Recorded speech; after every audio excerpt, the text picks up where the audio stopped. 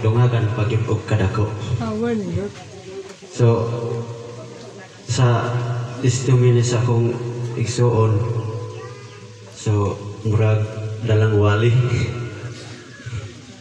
dalang testimony, dala pong pasalamat. So kay murag dili naman ta ko sulti kay nabang murag ko maulaw, pero kay kung gikinahanglan na akong ikapadayag ang pagkamaayo sa Ginoo sa mga kinabuhi, sa akong nga kinabuhi, sa mga kinabuhi.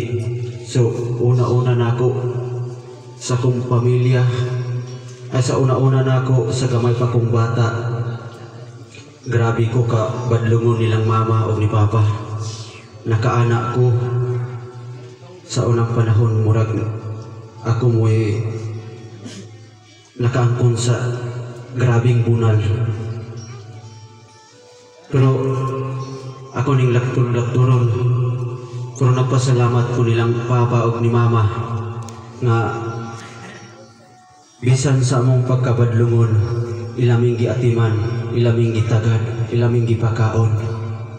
So diha nako na sinati kung ang usad ay kaginikanan, grabe kaipit siyang mga anak